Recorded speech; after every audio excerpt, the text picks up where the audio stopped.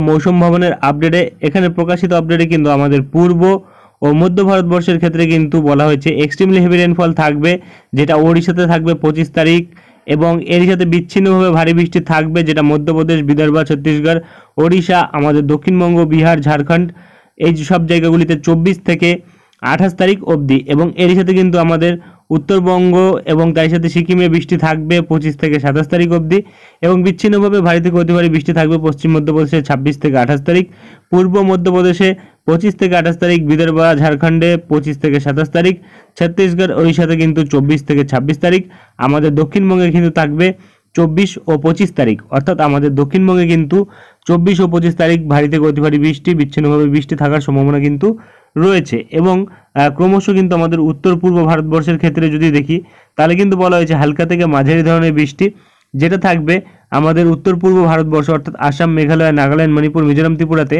আগামী 7 দিন হালকা থেকে মাঝারি বৃষ্টি বজ্রপাতের সাথে থাকবে। এবং ক্রমশ যদি আমরা এপাশে নিচে আসি, তাহলে কিন্তু দেখা যাচ্ছে আজ কিন্তু দেশের বিভিন্ন রাজ্যের ওপর হরকাবানের সম্ভাবনা থাকছে, বিশেষ করে কিন্তু ত্রিপুরা, মিজোরাম এবং আসাম, মেঘালয়ের উপর থাকছে।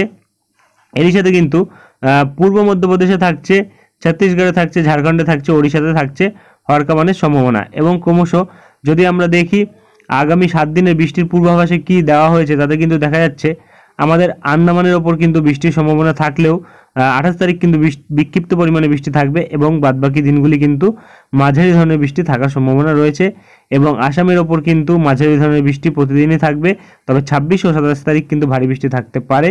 আমাদের উত্তরবঙ্গে কিন্তু আজ ভারী বৃষ্টি থাকবে, আগামীকাল পরশুদিন মাঝারি ধরনের বৃষ্টি থাকবে, এবং 27-28 তারিখ আবারও ভারী বৃষ্টি থাকবে, এবং তারপরে কিন্তু 29 ও 30 তারিখ আবারও মাঝারি ধরনের বৃষ্টি থাকবে।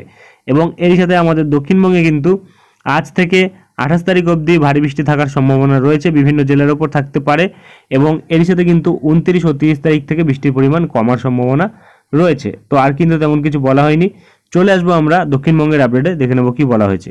তো বন্ধুরা, আমরা চলে এসেছি দক্ষিণবঙ্গের আপডেটে। এখানে প্রকাশিত আপডেটে কিন্তু আমাদের দক্ষিণবঙ্গে বৃষ্টির সম্ভাবনা থাকছে বেশিরভাগ জেলার উপরেই, বেশিরভাগ জায়গাতেই, যেটা কিন্তু আমরা বর্তমানে লক্ষ্য করতে পারছি। এবং প্রায় ভারী বৃষ্টি থাকছে কিন্তু আমরা দেখতে পাচ্ছি 30 তারিখ অবধি প্রতিটা জেলার মধ্যে বৃষ্টি থাকার সম্ভাবনা রয়েছে। এবং ক্রমশ যদি আমরা দেখি সতর্কতার ক্ষেত্রে, তাহলে কিন্তু দেখা যাচ্ছে আজ কিছু জেলার ওপর বজ্রবিদ্যুৎ সহ বৃষ্টি, কিছু জেলার ওপর কমলা সতর্কতা থাকছে, কিছু জেলার ওপর কিন্তু হলুদ সতর্কতা থাকছে ভারী বৃষ্টির।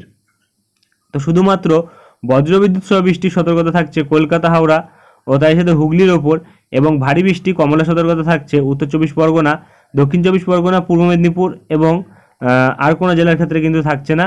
এই 3 জেলার ক্ষেত্রে কিন্তু আজ কমলা সতর্কতা থাকছে, যেটা কিন্তু আলিপুরের তরফ থেকে দেওয়া হয়েছে। এবং ক্রমশ কিন্তু আমরা দেখতে পাচ্ছি ভারী বৃষ্টির জন্য হলুদ সতর্কতা থাকছে পশ্চিম মেদিনীপুর এবং ঝাড়গ্রাম, তার সাথে কিন্তু পুরুলিয়া, এরই সাথে বাঁকুড়া, এবং আর কোনো জেলার ক্ষেত্রে কিন্তু ভারী বৃষ্টির সতর্কতা থাকছে না। তবে নিচে কিন্তু দুটি জেলা থাকছে, যেটা মুর্শিদাবাদ ও নদিয়া।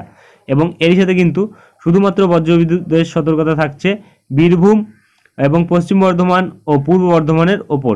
এবং এরই সাথে আগামীকাল যদি আমরা দেখি, তাহলে কিন্তু থাকছে ভারী বৃষ্টির সতর্কতা হলুদ ও কমলা, যেটা কিন্তু বর্তমানে পাওয়া যাচ্ছে। এবং এই বৃষ্টির সাথে কিন্তু বজ্রপাতেরও সম্ভাবনা থাকবে, যেটা কিন্তু বর্তমানে পাওয়া যাচ্ছে।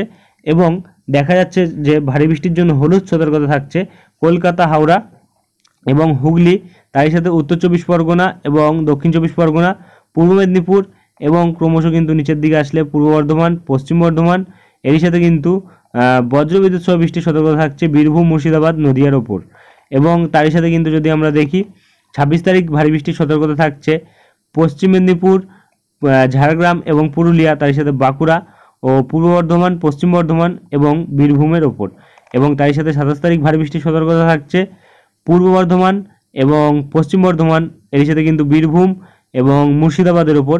তারই সাথে কিন্তু 28 তারিখের দিকে ভারী বৃষ্টির সতর্কতা থাকছে, যেটা থাকছে বীরভূমের ওপর এবং মুর্শিদাবাদের ওপর। আর কোনো জেলার ক্ষেত্রে কিন্তু কোনো সতর্কতা জারি করা হয়নি। এবং মৎস্যজীবীদের জন্য কিন্তু সতর্কতা থাকছে, যেটা কিন্তু বলা হয়েছে 27 তারিখ অবধি কিন্তু আমাদের মধ্য বঙ্গোপসাগর এবং ওড়িশা উপকূলের কাছে কিন্তু সতর্কতা থাকবে, এবং আমাদের উত্তর বঙ্গোপসাগরেও কিন্তু সতর্কতা থাকবে। 27 তারিখ অবধি সতর্কতা জারি করা হয়েছে, এবং সতর্কতা কিন্তু আরও বাড়তে পারে। তবে আর কিন্তু তেমন কিছু বলা হয়নি।